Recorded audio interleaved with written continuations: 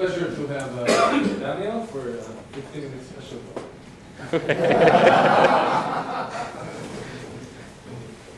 Thank you for inviting me. It's great to be here.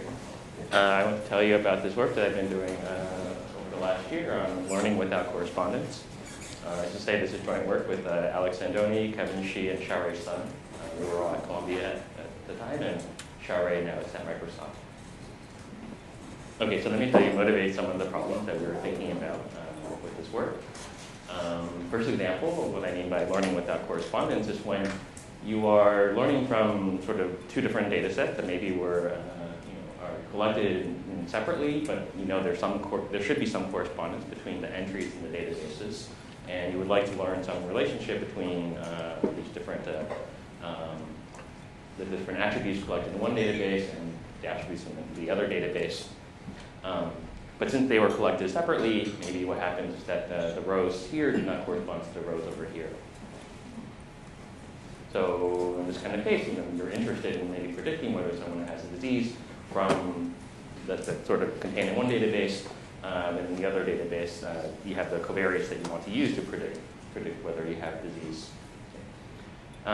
Because of this, this is in the database community is known as the record linkage problem.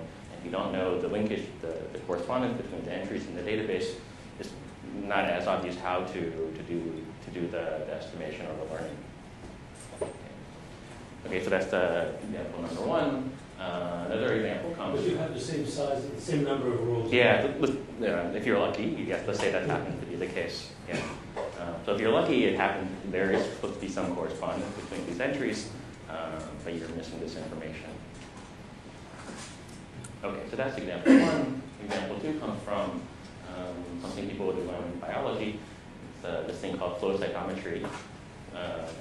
Something people are interested in doing is learning about some properties of cells that the biologists collect. One thing that they can do to try to understand some properties of them is to put them in some fluid. There's a lot of them. And there's a way that some technology, I don't know exactly how it works, but the kind of amazing thing that it can do is it can kind of line up the cells and make them kind of come out one by one. And you can measure something about the cells by shooting a laser across this beam of cells. So you know something about all the different cells that are suspended in this fluid, and you can read off these measurements from the laser. So maybe you want to understand something about this entire system, about the relationship between what you measure and the properties of the cells. But again, the issue here is that you have all these cells, and they get through this hydrodynamic focuser, but you don't know which order they come out of this thing. They come out in some arbitrary order, so you don't have a correspondence between the cells and the measurements that you read off. Okay, so that's example number two. The third example is actually the one that I working with the people at Columbia on where the things I will talk about don't exactly apply to any of these problems, but they are sort of inspired by these things. And this is the one I was directly inspired by.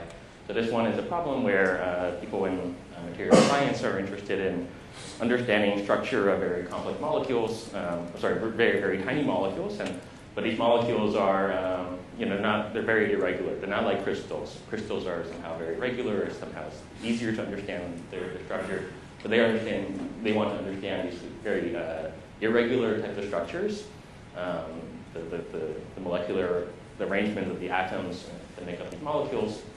And the kind of thing that my colleagues at Columbia are doing is they are using some kind of high energy X-rays, and they get to measure like a profile of how many pairs of atoms in the molecule are at a particular distance for all sorts of distances. Okay, so they call it a PDF, so it's pair distribution function, so distribution of how many pairs of atoms are at certain distances. And so that's the measurement that they get. And if we knew which pairs of atoms corresponding to which distances, this is like solved by multidimensional scale. This turns out to be an easy problem to solve. But because they are missing this correspondence information between pairs of atoms and distances, it becomes a lot more difficult. Okay? And so what they ultimately want to recover is this kind of original arrangements of the n atoms, the correspondence between these pairs and the distances that you actually measure. It is very far from clear that there's only one arrangement for That's true, isn't it? It's also quite it. Could be exponential. it's also quite opposed in that sense. Yeah. But it's a sort of inspiration for this style of problem. So we looked at the basically simplest versions of these styles of problems. There were two very particular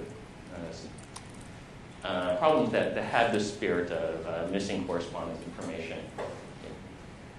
And so we want to understand how this lack of correspondence information affects things we want to do in machine learning, like learn the property of the system or do some estimation of some hidden signals.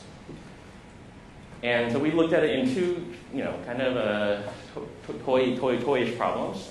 They are sort of interesting on their own in the sense that this first problem is what we call linear regression without correspondence. This does correspond to some actual real problems, although not the ones that I was originally motivated by.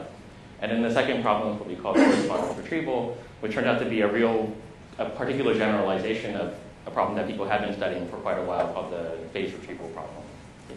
And these works appeared at both last year at Colt and DanielHsu. Okay, so I will talk mostly about the first problem and then just mention some things about the second one at the end. Okay, any questions about the setup so far? Okay, so let me get into the details. Okay, so here's the outline for the talk. I will talk about mostly this linear regression without correspondence problem. And just at a high level, the idea is that there's going to be some kind of computational problem that we can first look at. So then you can address some issues in terms of computation. But then the real question is, you solve you pose some certain optimization problems or computational problems. It's not even clear whether the solutions to those problems are meaningful. And so then we really have to address the statistical issues. And this is where we come in with some lower bounds on how useful is even the solution to these hard optimization problems. And then one kind of surprise that I'll tell you about is that when the signal to noise gets really high, maybe infinity, it's still sort of a non-obvious problem how to solve. But it turns out there will be a polynomial time algorithm for that very special case of the problem. And then correspondence retrieval will have some similar flavors, and I'll just kind of mention the basic ideas there. Okay, so let me tell you about linear regression without correspondence. Okay, so we all know what linear regression is against problems, so let me just show you my notation. So there's n responses that you measure, y1 through yn, and then you have a data matrix where you have the rows are the n different covariate vectors, x1 through xn. In linear regression, what we try to do is try to find a linear function, beta, of the covariate vectors that approximately reproduce the responses, maybe up to some perturbations, epsilon through epsilon 1 up to epsilon n. Okay. So this is maybe the modeling equation that you might have for classical linear regression. And in our setting, what we want to do is we want to think about the scenario where you do not know which response corresponds to which covariate vector. You have these different responses, and you have the different covariate vectors, but you don't know which one to pair up. So one way to think about this is that there's some unknown permutation of n, pi star, such that the modeling equation only makes sense when you sort of line up the x of pi star 1 to y1, x of pi star 2 to y2, and so on. I'll say a little bit more about what the precise model we'll think about, but for now you can kind of get a high-level idea of what this missing correspondence is. It's basically this unknown permutation on 1 through n. Okay, so just slightly more formally. So here's the model. We have feature vectors, x1 through xn, labels y1 through yn.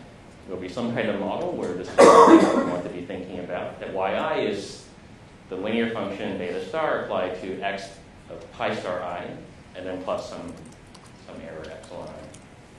This has been studied in a lot of previous works, a group out of EPFL, and also people at Berkeley, and in Stanford as well. They've studied this under many different names, linear regression with shuffled labels, or I forgot what the other one, unlabeled compressed sensing, things like unlabeled sensing, things like that. And you have no prior on the permutation. You can even think of it just a random uniformly random permutation. And the goal in the problem, of course, in the setting is to learn beta star for some. I'll get into what we actually mean by learning here. Okay, and of course, the challenge is because if the correspondence was known to be an easy problem, many different notions of learning were relatively easy. But the difficulty is going to come in because we do not know the correspondence between xi's and yi's. Okay, so I haven't gotten to the details of exactly what we mean by learning. Let me kind of pose first a computational question, and then we'll get into the statistical question. But you want to learn the permutation too? Okay, so that's a good question. That will mostly become, that will kind of be an issue with both questions. But for now, let's say we only care about learning the linear function. When we get to the statistical question, there will be a gap between doing the two, between learning the linear function and learning the permutation as well. Okay, so maybe the first kind of computational question is to think about whether there is even a good least squares fit to the data. And so this is write down an optimization problem. We call it the least squares problem still, but it's not sort of the standard least squares problem that we have with linear regression. But even, just thinking of this purely as a computational question is something that you could potentially study. And so that's the first thing that we did. But then you have to think, if this least squares solution a good solution for in the realistic setting. And so this is where you need a statistical model to talk about whether something is meaningful. And then when you think of this question, when is that solution meaningful, or when is it even possible to recover something about the unknown linear function? This is when you have to worry about the signal-to-noise ratio. And we'll give some results along those lines. Okay, so let me start with the least squares problem, the optimization problem. Okay, so it's the standard least squares problem that you've seen in your, like linear algebra class.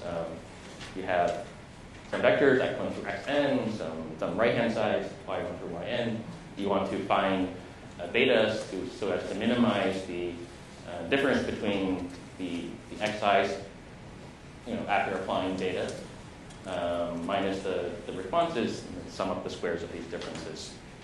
But now the difference is that we also want to minimize with respect to the permutations on 1 through n. We want to find the best permutation, the best arranged correspondence between the x's and the y's, so that the linear fit is as small as possible. So this is a well-defined computational question, and you can ask, is this easy to solve? Okay, so good. Hopefully maybe some of you have seen this, that in dimension 1 it turned out to be easy to solve, which is good. And I will go through that if you haven't seen it before. But then, as the dimension is growing with n, it seems to be much harder. And at least when the dimension is all the way up to some constant of n, it turns out to be n-too hard to decide, even if there's a perfect fit or not a perfect fit. Okay, then to say that the brute force search solution is to search over n factorial different permutations. So beating brute force is the thing that we'll be able to do, but not that much better. Okay, so we just want to beat n to the n. Okay, so this is the computational question. Okay, fine. Everyone knows this, that if you knew the correspondence, you can solve the problem in real time. Sometimes much faster than this. Okay, so let me tell you about the n log n algorithm in dimension 1, because this is somehow the thing that gets used in the algorithm, the approximation algorithm for high dimensions. Okay, so in dimension 1, what happens is that, these are just scalars, and we want to find the beta and permutation to minimize the sum of square difference. So the x's are just n numbers, the y's are just n numbers, and if you started with, let's say, the identity permutation, pi I is I for all I, you would just line up these x1s and y1s, x2 and y2, multiply the x's by some betas, look at the sum of the square differences and sum them up. And that's your objective value. Okay, let's say this is what we had for the data. And now you look at this and you say, okay, actually you can do better if you had swapped, let's say, the 2 and the 1 here. Okay. Let's say that, and you could just strictly improve the cost, the objective value, if you swap the 2 and the 1. And you can do that by just like altering the permutation. Okay. We just switch. Okay, that's if beta was positive or non-negative. Okay. If not beta was non-negative, then you could switch the 2 and the 1, and you would strictly improve the cost. Okay. And that you can just do by expanding the square and noticing that things only improve by that switch. Okay, so that's the case if beta is non-negative. Of course, beta could be negative. We don't know what the optimal beta is, but there's only 2 choices, which is a good thing. So you can try both of them. And then what this sort of suggests is that you should just order the x's in increasing order, and then order the y's in increasing order, and that will be the best arrangement if beta was non-negative. If beta is negative, you just change one of them. Okay. So that's the optimal algorithm in dimension 1. You guess the sign of the optimal beta. There's only 2 choices, so just do everything 2 times. And then you sort the x's and you sort the y's, or you find the permutation that sorts the y's in the same order. That's the n log n computation. And then once you have that, you just solve the classical least squares for that optimal permutation for when beta is whatever sign you guess. And then if you guessed the wrong sign and you did it again for the other sign, and then you just return the solution, that's better. Good, so that's n log n time, okay, in dimension 1. Okay, but how do you do in higher dimensions? The natural algorithm is to reduce to the one-dimensional case. Okay, and the way, how would you do that? Well, you would maybe just guess beta, the entire vector of beta. You guess the entire beta, not just the sign of it, because you're in d dimension in general. Just guess it, maybe randomly, and then now once you guess the beta, you know how to solve the one-dimensional question. Okay? You would find the permutation that minimizes this sum of square differences when beta is held fixed. Okay? And you do that by sorting. Okay? And once you know the best permutation, then you can find the best beta by solving the least squares problem for that fixed permutation pi hat. Okay, unfortunately we don't know how to analyze this algorithm, but the nice thing about it is that each loop iteration is efficient. This is sorting and log n. This is classical least squares problem, polynomial n d squared, or something like that. So every loop iteration is efficient, but you can get stuck in local minima. When these things actually exist in a real problem, you do get stuck. So what do you have to do? You have to, that's a picture of, I don't know what this picture is, but it's supposed to represent maybe there's local minima that are not global. So what you have to do is maybe try a lot of different initial starting points and just pick the best one. And this is the algorithm that people, when they encounter this problem in practice, this is the one that's actually used. Okay.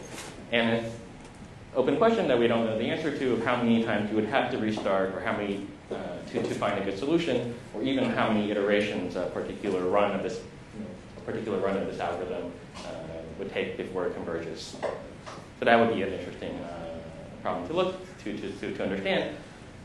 We didn't manage to solve this, but we came, sort of inspired by this idea. We came with a different approximation algorithm that, in some sense, does a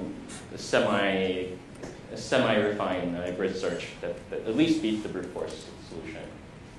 So we managed to find an algorithm that, for any epsilon, can find a 1 plus epsilon approximation in time that's at least better than brute force. So it's n over epsilon to the order b plus some polynomial. And we think, okay, so one kind of maybe obvious improvement would be to replace the n with a d just by doing some clever sampling, but it's already bad enough. So we didn't worry about that. Okay, and so the only thing kind of to take away from this is that it's possible to beat the brute force search time, because really the problem is not an n-dimensional, it's not like a hard n-dimensional problem that you have to search over. It's really just d-dimensional search space to be looking for. And that's why exponential in d is sort of what you would expect from a reasonable brute force. Okay, but this is, for this particular computational question, it's not clear that solving this, optimization problem leads you to meaningful solutions, because the way that you think about this is that you are, from a machine learning perspective, you are obviously overfitting the data. Okay, or at least you should be worried about overfitting the data by finding the best permutation to match up the x's and y's, so that you have a low least squares cost. And so, any machine learning person will be super worried about overfitting in this case. And so it cannot be that this always gives you reasonable solutions.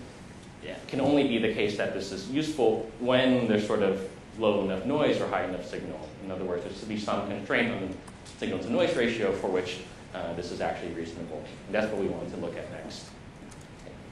Par exemple, sur la scène qui nous permet de X, qui met le problème de choisir. Par exemple, orthogonality, Sorry. Okay, if you assume, for example, that the X they are orthogonal, I guess you can have an algorithm very fast.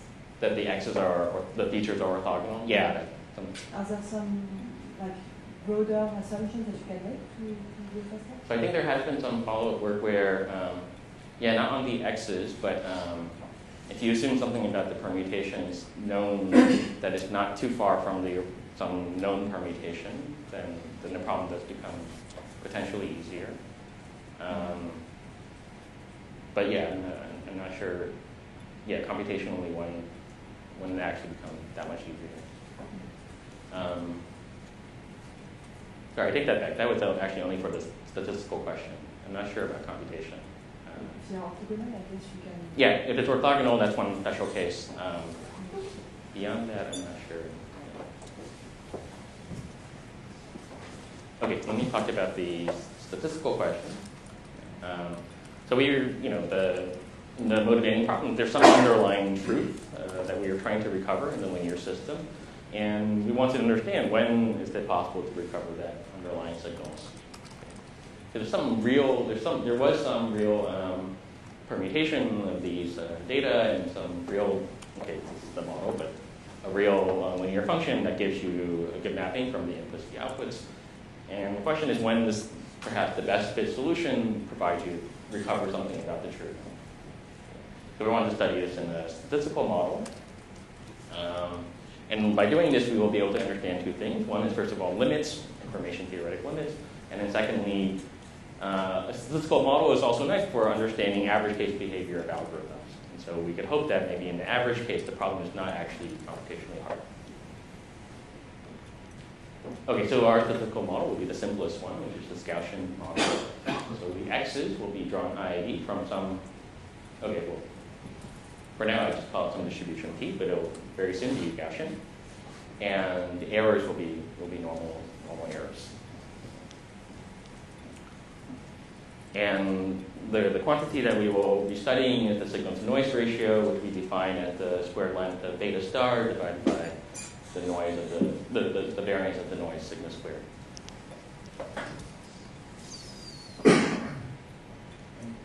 Yeah. Variance of the x is so they will very soon just be standard Gaussian. I think the only other key we do is not too different from that. Okay, just to remind you, maybe just phrase in this way.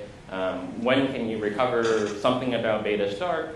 In the classical setting, when you know the permutation, one way to phrase classical results about least squares is that the signal to noise ratio should be at least d over n to get something about beta star. So we want to know, how does this change when you do not know the unknown correspondence?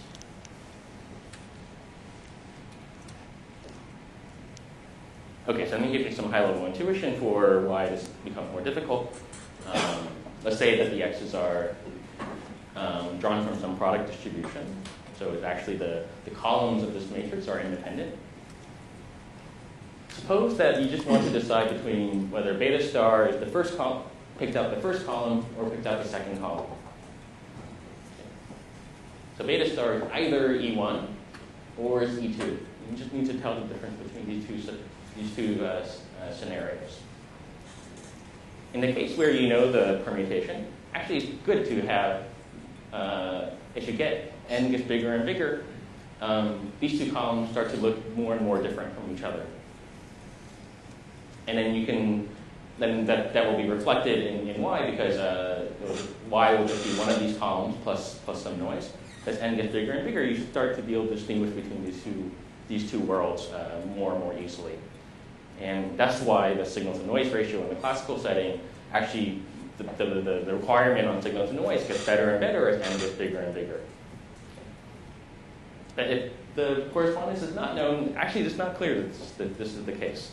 It's not clear that as you get more entries, as n gets bigger and bigger, that it's actually becoming potentially easier problem to distinguish between these two worlds.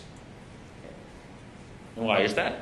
Well, okay, so when you don't know the correspondence, what do you really know? Y is really just an unordered set of, maybe a multi-set of real numbers. And the two worlds here is basically y, the collection of entries in y, y1 through yn. It's just the same, it's just the collection of entries in the first column plus Gaussian noise in the first world, and the second column, collection of entries in the second column plus Gaussian noise in the second world. And you want to be able to distinguish between these two worlds. And the question is, can you do that as n gets bigger and bigger?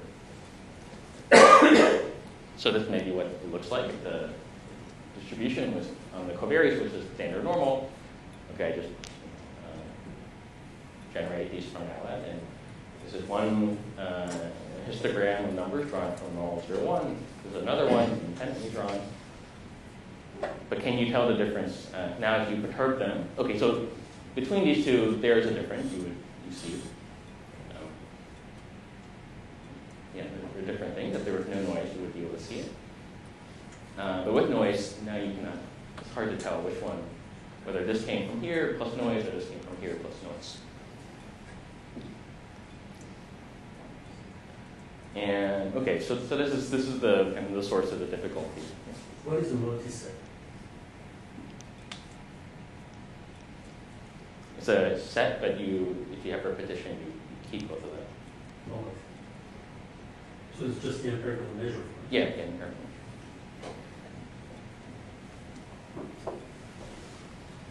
Okay, so what we found was that in the normal case, when the distribution on x's is standard normal, the signal to noise, in order to even get something that's within like a factor of 3 of the beta star, the signal to noise has to be at least d over log n.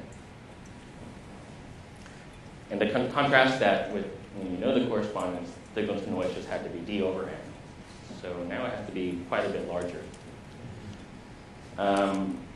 We don't know if this is real, that if it should be a log n there, because in the uniform case, when it was uniform, the distribution of the x's was uniform on this hyperkey. Actually, the signal to noise just had to be bigger than some constant. So it does not even improve as n gets larger and larger. So we suspect maybe the same is true in the Gaussian case, but we're actually not sure. Okay, so somehow like the problem just got much harder, and potentially that you just have to have signal to noise of at least some constant. Presumably there should also be something with the dimension there, but it's already not even depending on n. Okay, so these are lower limits on what SNR you need to even hope to recover something about the underlying linear system. So what can you, so the question is then, can you actually do something when the SNR is high enough? And this is where some previous work has actually given some answers. What they were actually mostly interested in is recovering the entire permutation, the entire unknown correspondence. And what they were able to show is that if the signal to noise ratio is at least some, I forgot exactly what polynomial, but maybe at least like n squared or n cubed, then it's possible to recover the permutation, and then, of course, if you can recover the permutation, you can also approximately recover the linear function, just using the maximum likelihood estimation, which for us was the same as the least squares problem that I talked about at the beginning. But that's kind of overkill. It's not clear that you should need to recover the entire permutation in order to learn something about the linear function. So this is actually a question that was basically studied quite a while ago in statistics called the broken sample problem, where the kind of very simple version of the problem is that you have two collections of you have a collection of independent pairs of random variables, but you don't, again, you mess up the correspondence, you hide the correspondence, and you want to measure the correlation between the two things, between the two, the x's and the y's here. And there's been, not a whole lot of literature along this problem, but they suggested things that, and we were able to show, at least formally, that in this style of model, you can at least estimate the sign of the beta star. This is just in one-dimensional case. That will be correct with high probability, and how high probability will something related to the SNR. So if the SNR gets larger and larger, the correctness, the higher the probability that your estimate will be correct in estimating the sign of beta star. This is related just to estimating the sign of the correlation, whether they're positively correlated or negatively correlated. So in dimension one, at least, there's a gap between what you can do in terms of recovering beta star. That we would expect that it's much easier to learn something about beta star than it is to learn something about the entire unknown correspondence. This is reflected in, at least in this one-dimensional case. So the second question then is, okay, do you really have, so this is just about using maximum likelihood estimation, so you could use that approximate least squares algorithm that we had in the beginning of the talk, but it was somewhat not so great in high dimensions. The running time was exponential in the dimension. You could naturally ask is, if the signal to noise ratio is high enough, maybe now the problem is actually also computationally easy. Not just, we know that the signal to noise ratio is really high. You can even learn the unknown correspondence, but maybe also the algorithm become efficient at that point. And this is the last thing that I really want to tell you about. So in the very high SNR scenario, can we sort of find the unknown linear system or the unknown correspondence in polynomial time, both in n and a dimension d? So you think of another way to think about this is as an average case problem. So let me tell you about this. Here I would just set the SNR to infinity, meaning that there's no noise. But I think we didn't formally show this, but I think this should also work when the SNR is just extremely high. But just mainly let's think about the noiseless setting. So SNR is infinity. I'm going to simplify the problem a little bit. This is sort of without loss of generality. Okay, first of all, I'll change the notation. So now we have n plus 1 measurements. And I'll start numbering them at 0. You'll see why in a bit. So that without loss of generality, I'm going to assume that I know that the unknown permutation, pi star, maps 0 to 0. This is without loss of generality because there's only n choices. I would just try them all. So I'll just guess what it is, and let's just say that's the correct guess. Okay, so now I already know the first correspondence. I have to now figure out the rest of them. What I'm going to be able to show is that if n plus 1, that's the total number of measurements. Okay, this is kind of clear. If n plus 1 is at least a dimension, all of these things are Gaussian. These are with no noise. So when these are Gaussian, it becomes invertible. Now, if you knew the correspondence, you would be able to recover the linear system, okay, because this become invertible almost surely. So it turns out what we will need is just n plus 1 to be at least d plus 1. In other words, so the number of measurements that we have is at least d plus 1. So in our notation, it's just n is at least d. And so the claim then will be that n is at least d we'll be able to recover the unknown permutation with high probability with an algorithm that actually runs in polynomial time. So in a noise-free setting, we have this poly-time algorithm that recovers pi star and then also then beta star. So this is where we actually found like it's sort of a interesting connection to some other combinatorial problems that we didn't expect, and I don't know if it's actually something that will lead to a practical algorithm, but it was an interesting theoretical connection. Okay, so let me try to... I'm sorry, what's the difference between the Federal result? What's the difference between this and the Federal result? Oh, here, first of all, we're only looking at the noise-free setting, and then secondly, we have a polynomial time algorithm. And their time was... Right, okay, so yeah, they also look at the noise-free setting, but I think they had a brute force algorithm that was at least exponential and at least, I don't remember which one.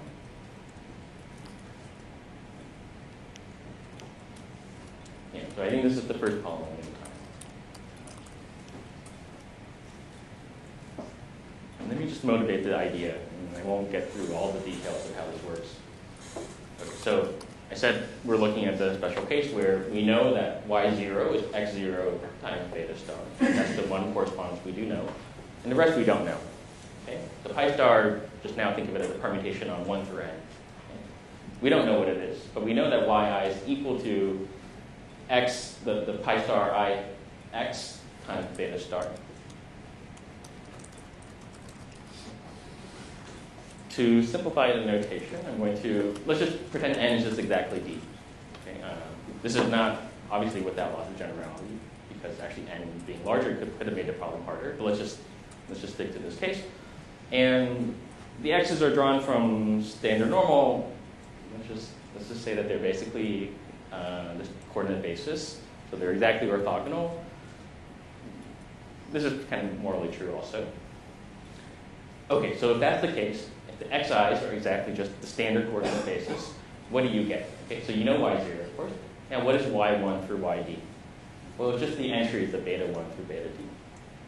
You just see the ith coordinate of the beta star for I from 1 through d. The other thing you know is this equation here. You know that y0 is equal to beta 0, or sorry, x0 times beta star. What is that? Just the sum, this inner product between this vector and this vector. You know all these coordinates. Could you see them in y1 through yd? You know that value. You know these values as well. Right? You know the x0 vector. The only thing you don't know is which ones to pair up so that when you multiply them together, that you get y0.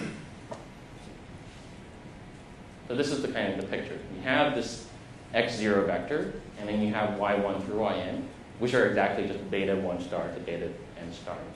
So you don't know which one corresponds to which one.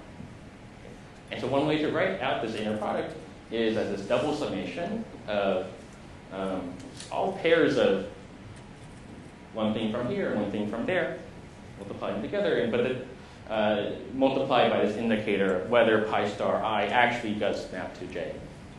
The sum over all pairs ij form all of these different pairs, one from this column, one from that column, but the only ones that you want to keep are the ones corresponding to this unknown permutation. This is a subset sum problem. So you have d squares, like source numbers. You can form these things because you have this entire vector, you have that entire vector, you can form all pairs. And you have this target sum, y0. Some subset of d of them are supposed to sum up to y0.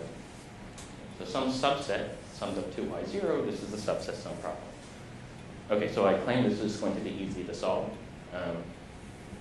It's not too shocking, but it's at least somewhat shocking because this is one of these hard problems proved NP complete in this famous paper of Descartes. They called it knapsack back then, but it's really the same thing. Subset sum problem is hard.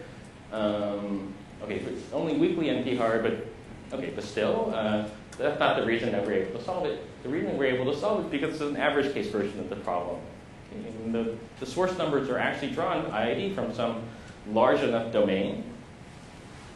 What Lagarius and advice goes showed back in the 80s was that you can reduce this random instance of subset sum to a certain kind of other geometric problem called the approximate shortest vector problem in lattices.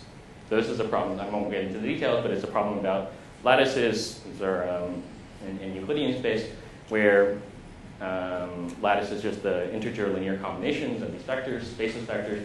You want to find the shortest vector in this lattice. It turns out that the approximate version of this problem with a very large approximation factor is actually polynomial time solvable, shown by Lenstra, and Logash. There's an efficient algorithm for at least approximating the shortest vector. And this reduction is something that from random instance of subset sum to approximate shortest vector problem is the thing that we're going to exploit in our algorithm. We had to do something slightly different, but it's kind of morally the same idea.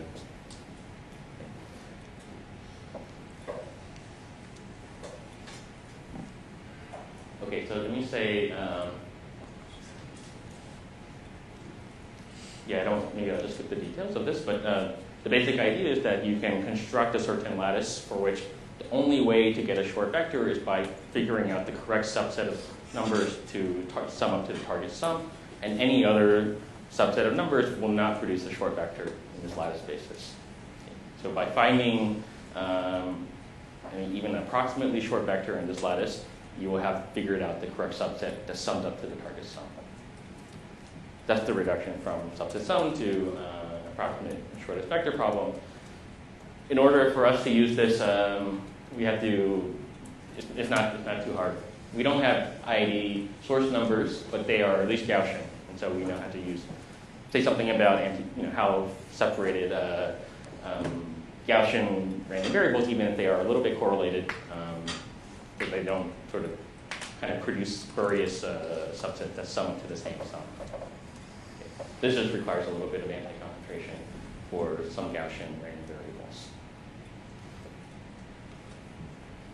Okay, so just to recap. Okay, so I cast this reduction in a special case where x1 through xn are just the first d coordinate vectors. Of course, you can relax this or look at the general case just by working with pseudo-inverses appropriately, but it's the same reduction in essence. So it does exploit the noise-free nature of this problem. Okay, so in other words, we don't think it's going to tolerate very much noise, if any at all. I think it should tolerate some very, very tiny amount of noise. But the thing that you have to worry about when you reduce to this kind of subset sum problem is that you don't know that something doesn't sum. If you have the correct solution, even if you pick the correct subset of numbers, it might not perfectly add up to the target sum. You don't know if that's because of noise or because you have the wrong subset. So you need to be able to worry about those, be able to determine which case you're in. So, for that reason, it would be nice to be able to have a more efficient, an efficient algorithm, even in a high SNR setting that's at least not based on this kind of reduction. Okay, so that's the linear regression without correspondence problem. So just to recap, we saw that, first of all, there's a computational question of whether it's even possible to find the best fit solution. It turns out to be hard, but there's at least efficient approximation algorithms. But even in terms of whether that solution is meaningful, we looked at the particular statistical model for this problem, and it's not clear whether in a real scenario where even solving that hard optimization problem would give you a reasonable solution. So it turned out though that there's at least some hope that the SNR requirement is definitely high, but when you go to high enough SNR, you can actually recover a meaningful solution. Okay, and so there's still quite a bit of a gap between the lower bound and the upper bound. It'd be nice to narrow that gap. Okay, in the last 5 minutes, let me just quickly tell you about the second problem, correspondence retrieval. This is going to have a similar type of hidden correspondence flavor to it. And it turns out to generalize a known problem called the real value version of phase retrieval. Okay, so kind of reset for the remaining 5 minutes. So in this problem, it's another kind of a signal recovery problem. Here there are going to be k different unknown signals, beta 1 star to beta k star. Each one is a d-dimensional vector. And we're going to be measuring these things with Gaussian linear measurements. So each xi is a random vector. We will draw them independently from data normal. And the kind of measurement that we're going to be taking are these, again, these multi-sets of numbers. So with each xi, we're going to measure or evaluate xi on each of these k signals, beta 1 star to beta k star, and then maybe add some Gaussian noise to each measurement. And we get the measurement as an unordered multi-set. The noise will be Gaussian. So the difficulty here, where the correspondence information y is missing, is that we're missing the correspondence across different measurements. Okay. So maybe for one particular xi, we know that this, so you project the beta stars onto this, this direction. You know that this one came from beta 1 star, this one came from beta 2 star, this one came from beta 3 star. But on another measurement, you would not know which dots correspond to these dots.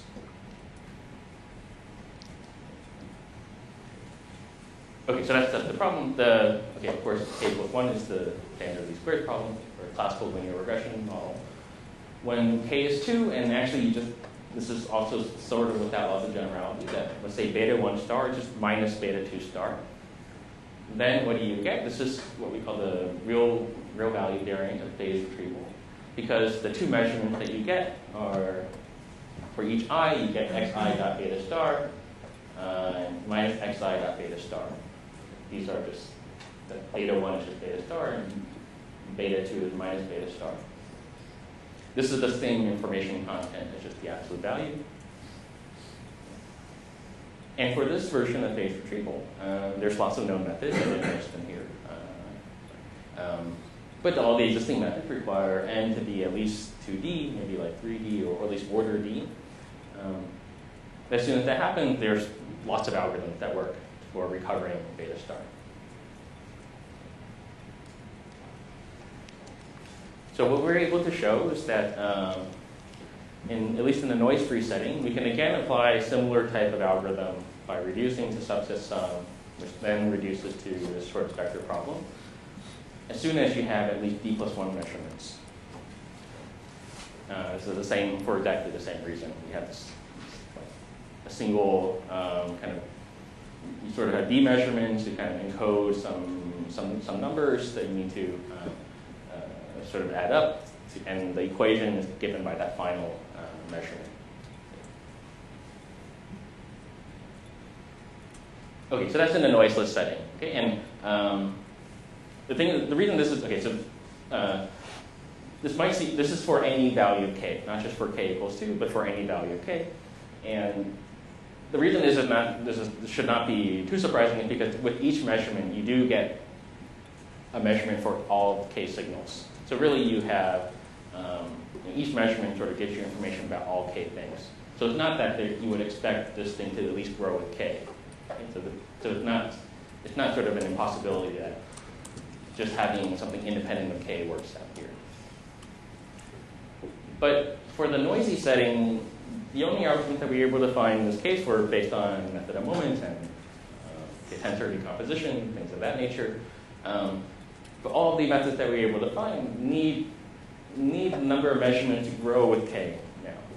Even though each measurement does provide you information about all k signals, these method of moments are the way that we were able to, things we were able to come up with, look at moments of the data where we sort of collapse the information across measurements.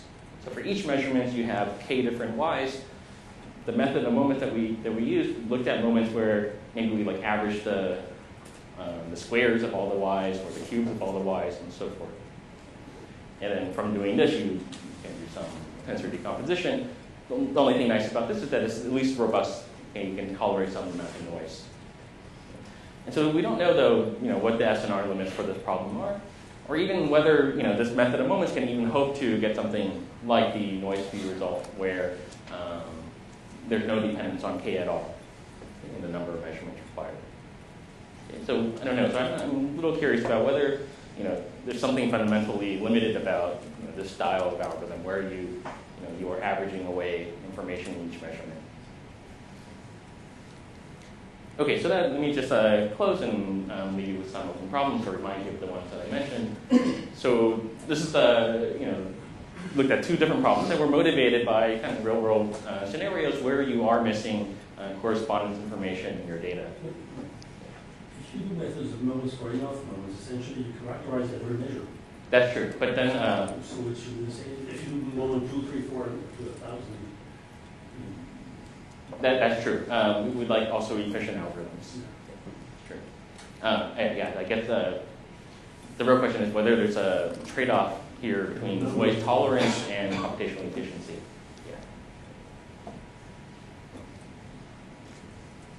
Yeah, I guess I didn't really say what I mean exactly by method of moments. I guess I'm mostly thinking of this kind of statistical query style class of algorithms. Okay, but okay, so this kind of problems where you're missing correspondence information seems to come up in a lot of real-world problems, and it has kind of consequences both computationally and statistically. A lot of kind of classical or classic style problems. The way we were able to address them, kind of introduce some at least non-standard algorithmic techniques. I think some of these things have already found their way into other problems like sparse linear regression. But we think that maybe this is an interesting way to think about difference between worst case and average case settings. Lots of open problems. In the linear regression problem, there's still some gaps between the lower and upper bounds on SNR. We don't have any lower bounds yet for correspondence retrieval. In terms of SNR, there's things known that you can import from results known about phase retrieval to give lower bounds for correspondence retrieval that we think that are probably tight. But when you have noise, we don't know what should be required. And there's definitely a lot of room for improvement in the algorithms. Even though we have some efficient algorithms, they're definitely not the algorithms that you would actually want to deploy. Okay, thank you very much.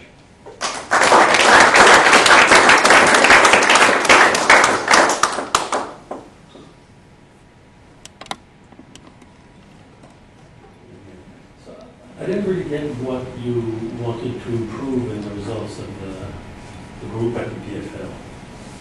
What didn't you like? Oh, so our algorithm is still n to the order d. Mm-hmm. Not clear you need that. The hardness is only for when d is order n. So there's some gap there that you could hope to improve. There's some kind of easy improvement that we know how to make. Like you can do some sampling to reduce it from n to the d to maybe d to the d. There's some improvement. And then even in the average case setting, we only know how to do something efficient in the noiseless setting. Presumably, if it's average case, somehow the hardness result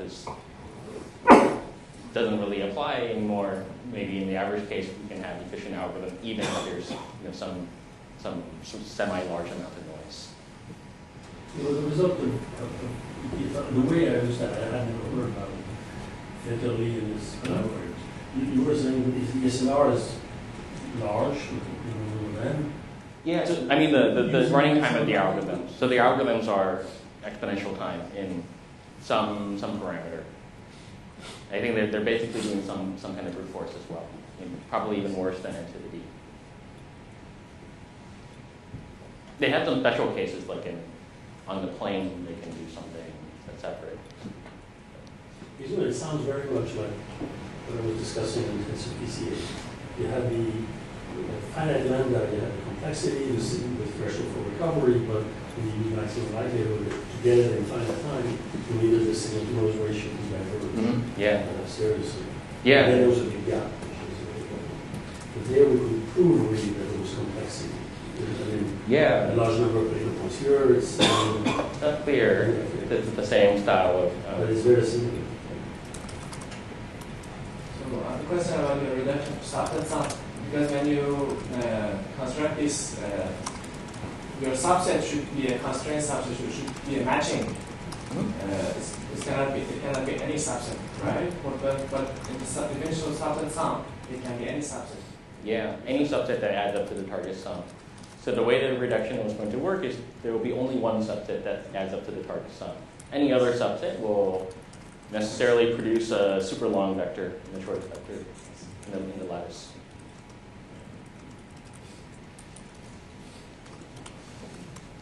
Thank you.